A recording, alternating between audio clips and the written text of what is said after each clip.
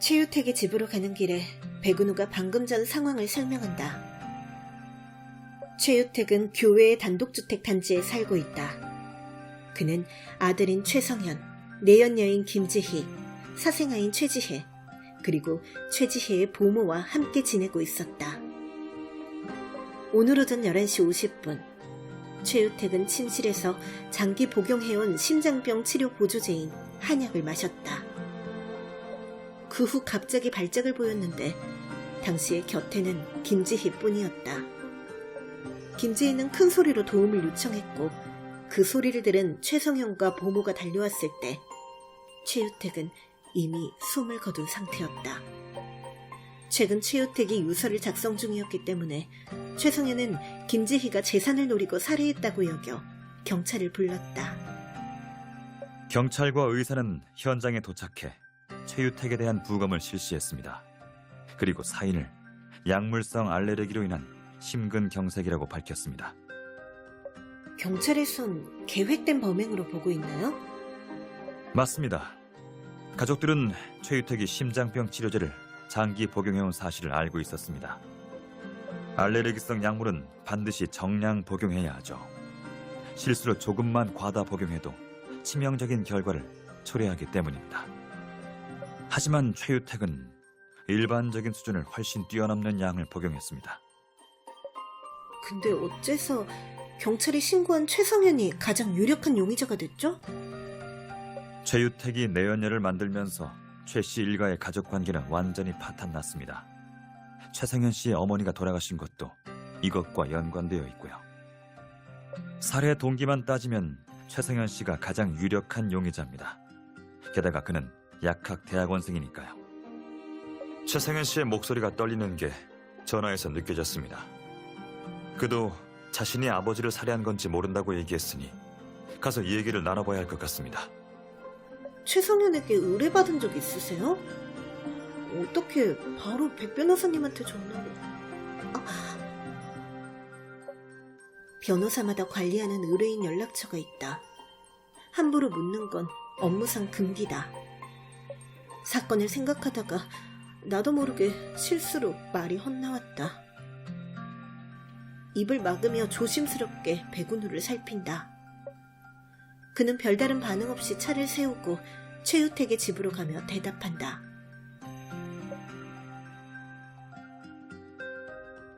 반년 전에 최성현 씨의 어머니, 즉 최유택 씨의 본처가 사망할 때 나에게 유산 처분을 의뢰했습니다. 그러셨구나. 죄송해요. 여쭤보면 안 됐는데. 괜찮습니다. 우리는 파트너니까 너무 조심하지 않아도 됩니다. 그렇다면 백 변호사님은 최유택도 이미 알고 계셨던 건가? 그래서 N2X011 파일이 백 변호사님한테 들어온 걸 수도 있어. 허재석의 죽음과 최유택의 죽음. 이게 과연 우연일까요? 백운우는 계속 걸으며 내 대답은 기대하지 않는다는 듯 혼자 중얼거린다.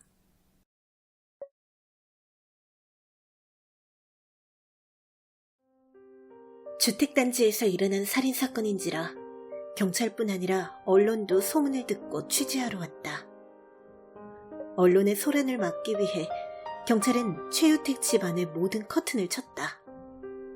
20대로 보이는 젊은 남성이 거실 소파에 앉아있고 2명의 경찰이 그를 감시하고 있다. 그가 바로 최성현이다. 2층 난간에서 한 여자아이가 울며 소란을 피우자 최성현은 더욱 불안해한다. 방씨 아주머니께 가서 지혜 좀 달래주라고 부탁해요. 지혜는 곁에 돌봐줄 사람이 있어야 해요. 최성현 씨, 저희 도착했습니다. 최성현은 백운우를 보고는 갑자기 흥분하기 시작한다. 그는 백운우의 손을 잡더니 백운우의 손등에 이마를 대고 흐느낀다. 백 변호사님, 제발 저 좀 도와주세요. 제 어머니를 생각해서라도 제발 도와주세요. 최성현 씨, 제가 도울 테니까 침착하세요. 백운우가 몸을 숙여 최성현의 등을 두드려준다. 지금은 울 때가 아닙니다. 최성현을 달래는데 형사가 다가온다. 엄희 반장이다. 변호사님, 또 뵙네요. 엄 반장님, 안녕하세요. 백은우 변호사님과 함께 오신 건가요? 네, 이젠 백 변호사님 파트너예요. 엄 반장님, 상황 좀 설명해 주실 수 있나요?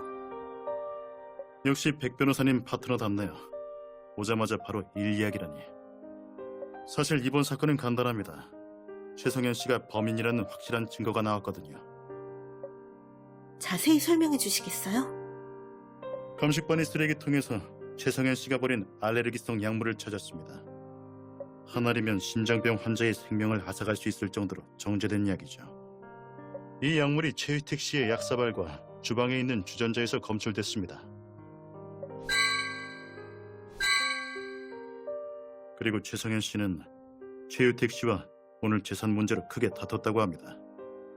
다툼이 끝나고 최성현 씨는 주방에 들어가 최유택 씨의 한약에 이 고도로 정제된 약을 넣으려고 했습니다. 보모가 증인입니다. 엄 반장님, 주방을 좀 볼 수 있을까요? 엄 반장은 고개를 끄덕이더니 계속 사건을 설명하며 주방으로 안내한다. 주방에는 수상한 점이 없다. 증인과 물증이 나왔으니 최성현은 매우 불리한 입장이다. 돌아와 보니 최성현은 백운우의 위로로 진정된 모습이다. 백운우는 그에게 휴지를 건네고 자리에서 일어나 나와 엄 반장님을 향해 걸어온다. 엄 반장님, 저희는 최성현 씨의 변호사로서 조사에 참여해야겠습니다. 협조 부탁드립니다. 이 둘은 그전에도 여러 번 만났던 사이라 유달리 친근한 말투다. 네, 알겠습니다. 제가 계속 동행하죠. 하지만 백 변호사님, 이번엔 감형을 목표로 변호를 준비하셔야겠네요. 무죄는 불가능할 것 같습니다. 모든 증거를 확인하기 전까지는 확답을 드릴 수 없습니다. 변호사의 입장에서 이 저택 안에 있던 사람들은 아직 모두 용의자니까요. 백운우가 내 어깨를 살짝 두드린다. 난 엄 반장님과 할 얘기가 있으니 최성현 씨한테 가서 상황을 설명해 주세요. 금방 돌아올게요. 네. 백운우가 엄휘를 보며 고개를 끄덕이자 엄휘의 표정이 어두워진다.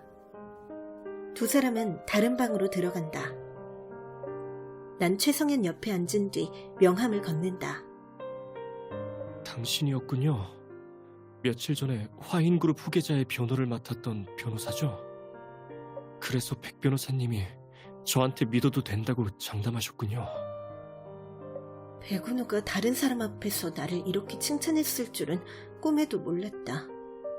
두 뺨이 살짝 달아오른다. 백 변호사님이 과찬하신 거예요. 지금은 좀 괜찮으세요? 어떻게 된 일인지 들을 수 있을까요? 어디서부터 말해야 할지 아직 뒤죽박죽이네요. 차라리 저한테 질문을 해주세요.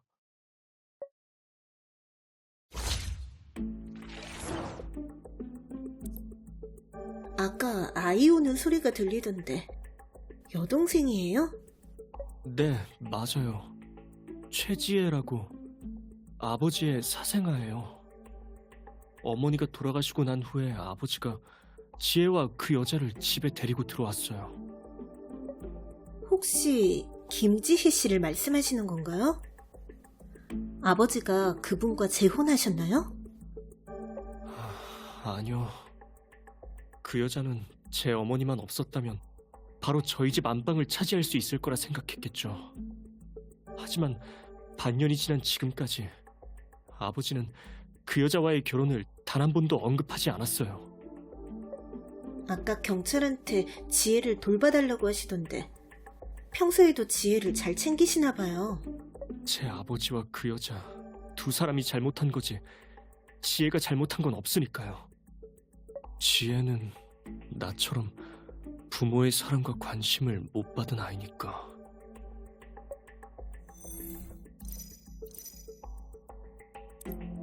약대 대학원생이라고 들었는데 평소 집에 자주 들르나요? 평소엔 학교에서 지내요. 주말에만 지혜를 보러 집에 돌아오고요. 지금처럼 방학일 때도 집에 있어요. 이 저택은 어머니가 남긴 거예요. 내 아버지라는 작자와 그 여자는 꼴도 보기 싫지만 그 두 사람이 내 어머니 걸 빼앗아가는 건 더 보기 싫었어요. 약학은 잘 몰라서요. 경찰이 쓰레기통에서 찾은 약에 대해 알려주실 수 있나요? 최성현은 잠시 고민하더니 씁쓸하게 한숨을 내뱉는다. 그 약은 제가 원료를 산 뒤에 학교 실험실에서 정제한 거예요. 하지만 그게 불법 약품은 아니잖아요. 지혜가 먹는 약에도 그 성분이 들어있고요. 하지만 심장병을 앓는 사람이 절대 복용해선 안 되죠. 그랬다가는 지금 같은 결과가... 지혜의 약이요? 그 여자는 자신의 외모를 유지하기 위해 임신 중일 때도 약을 가리지 않고 먹었어요. 그래서 지혜는 선천적으로 또래 아이들보다 지능이 떨어져요. 그리고 약 없이는 살아갈 수 없고요. 그렇군요. 오랫동안 부자 사이가 안 좋았었는데 왜 갑자기 약을 정제한 건가요? 최유택 씨가 최근에 무슨 잘못을 했나요? 아니면 다른 사람이 부추긴 건가요? 문득 최유택의 죽음이 N2X011과 관계가 있지 않을까 하는 백은우의 추측이 떠오른다. 누군가가 최유택이라는 단서를 없애기 위해 최성현에게 사주한 건 아닐까. 아버지는 최근 유언장을 작성하고 있었어요. 전 재산을 그 여자한테 넘긴다는 유언장을.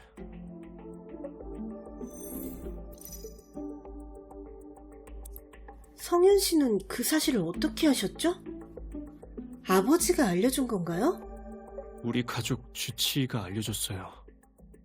며칠 전에 정 박사님이 전화해서 최근 아버지가 건강 상태도 전혀 문제가 없는데 갑자기 유언장을 작성하고 있다며 제가 알고 있는지 물어봤어요. 우리 집안의 약국은 제 어머니가 키운 거예요. 어머니가 대부분의 지분을 가지고 있었고 아버진 그냥 경영권만 있었죠. 이 사실은 오래전에 이미 공증받았었고요. 어머니는 돌아가실 때 저에게 모든 재산을 물려주셨어요. 아버지는 흥청망청 재산을 탕진하고 있는데 유언장이라니 웃긴 소리죠. 정 박사님이 알려주신 건데 예전에 김지희 그 여자가 정 박사님께 전화해서 아버지의 건강 상태에 대해 물어봤대요.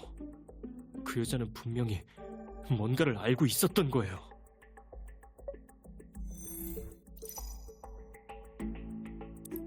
유언장 작성은 대부분 전문 변호사에게 의뢰해서 비밀리에 진행하는데 어떻게 가족 주치의가 알게 된 거죠? 그리고 김지희 씨가 당신 아버지의 건강 상태를 걱정하는 건 당연한 일인데 왜 유산과 연관짓는 거죠? 정 박사님과 아버지의 변호사는 절친한 사이예요. 정 박사님도 제게 좋은 마음으로 알려주신 거고요. 김지희 그 여자는 아버지를 진심으로 사랑하긴 했을까요? 딱 봐도 돈 때문이잖아요. 예전에는 단 한 번도 아버지의 건강을 걱정한 적 없었어요. 전화 한 통만으로 그렇게 생각하는 건 너무 성급하지 않을까요? 제가 약을 정제해놓긴 했지만 쉽사리 결심을 내리진 못했어요. 오늘까지도. 예전에 백 변호사님이 제 어머니의 유산 문제를 처리하면서 보호 조치를 마련해뒀어요. 하지만 며칠 전에 재산 목록을 확인하다가 아버지가 재산 관리인들을 전부 매수해서 어머니가 남긴 유품들을 다 팔고 명의도 위조해 내 약국 지분을 가져가려 한다는 걸 알게 됐어요. 오늘 아버지한테 그걸 따졌는데 이렇게 파렴치하게 나올 줄은 몰랐네요. 그 작자가 전 재산을 기부할 망정 내겐 한 푼도 못 준다고. 전 어머니의 임종을 절대 못 잊어요. 어머니가 남긴 재산을 스스로 지킬 자신이 없어서 손을 쓰려고 한 거고요. 정 박사의 전화가 이 비극을 초래한 것 같다.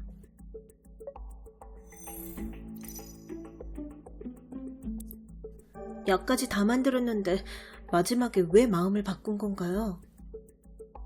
제가 아버지를 살해하지 않았다고 생각하세요? 진짜로 절 믿어주시는 건가요?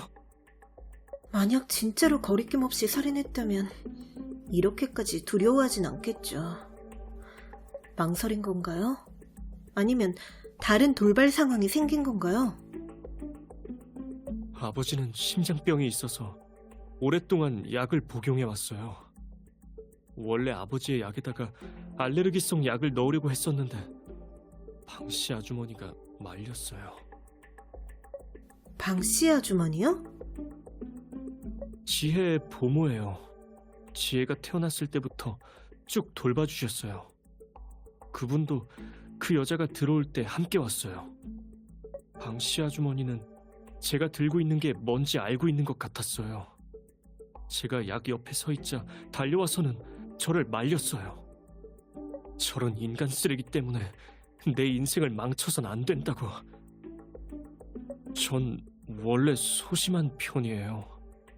그게 아니었다면 이렇게 오랫동안 참지 않았겠죠. 어머니가 돌아가시고 난 뒤에서야. 아무튼 아주머니 때문에 망설인 거죠. 그래서 무서운 마음에 남은 약을 전부 쓰레기통에 버린 거고요. 네, 제가 걱정되는 건 아주머니가 달려오실 때 손에 든 약 한 알이 빠졌을까봐. 범인이 진짜로 저일 수도 있어요.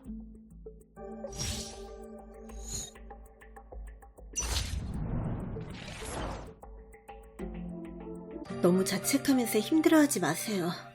저와 백 변호사님이 증거를 찾을 거예요. 경찰이 쓰레기통에서 약을 찾았는데 제가 조지한 개수에서 한 알 모자라요. 게다가 아버지 몸에서 정확히 그 한 알만큼의 양이 검출되었고요. 김지혜 씨와 방씨 아주머니는 어디 갔죠? 아까부터 안 보이네요. 함부로 돌아다니면 안 된다고 경찰이 방으로 돌려보냈어요. 오늘 오전에 두 사람이 주방에 간 적은 없나요? 방씨 아주머니는 아버지의 약을 준비해야 하니까 갔을 거고 그 여자도 주방에 갔어요. 내가 두 번째로 주방에 들어갔을 때 마주쳤거든요. 왜 주방을 두 번이나 간 거예요? 마음이 불안해서요. 주전자 안에 약을 전부 버리려고. 그래서 다시 갔어요. 그런데 제가 주방에 들어갔을 때 그 여자가 따라 들어왔어요. 그래서 전 음료수를 가지러 온 척하면서 빠져나왔죠. 그렇다면 최성현이 두 번째로 주방에 갔을 때 약을 탔을 가능성이 있나?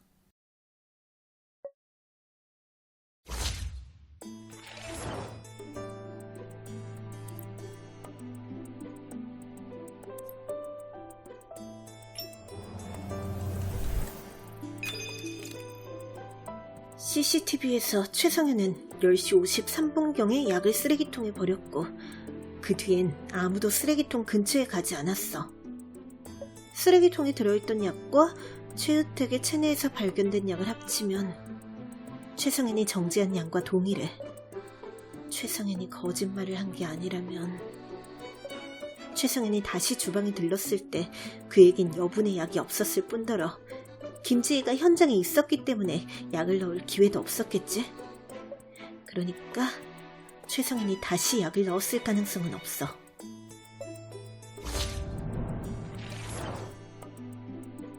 그때 김지희 씨는 왜 주방에 갔던 건가요? 아버지 약을 가지러 간 거죠. 아버지와 내가 다투는 걸 봤을 테니까 그 기회에 비위나 맞추려 했겠죠.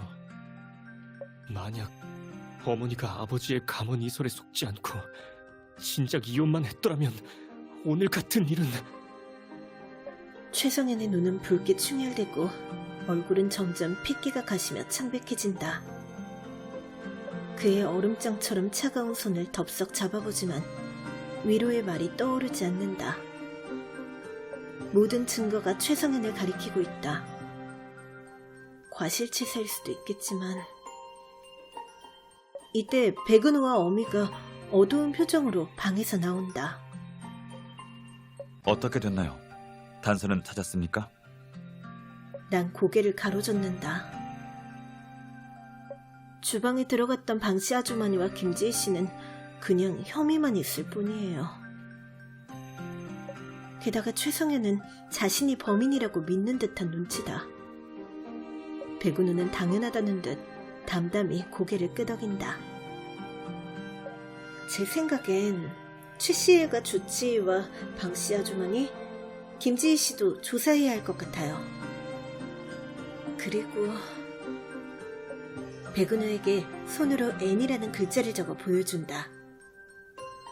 백은우는 이해했다는 뜻으로 나와 눈빛을 교환한다. 최성현 씨, 일단 좀 쉬고 계세요. 우린 다른 사람도 좀 조사해야 할 것 같습니다. 백 변호사님, 전 진짜 희망이 없는 건가요? 만약 진짜로 성현 씨의 소행이 아니라면 반드시 누명을 벗겨드리겠습니다. 백은우가 내게 손을 내민다. 난 최성현의 진술을 적은 노트를 그에게 건넨다. 그는 빠르게 노트를 몇 번 훑어보더니 순식간에 정보 파악을 모두 마친다. 엄 반장님, 정 박사님께 연락해 주실 수 있으십니까? 필요하시다면 당연히 해드려야죠. 어미가 고개를 끄덕이자 옆에 있던 형사가 바로 정 박사에게 연락한다.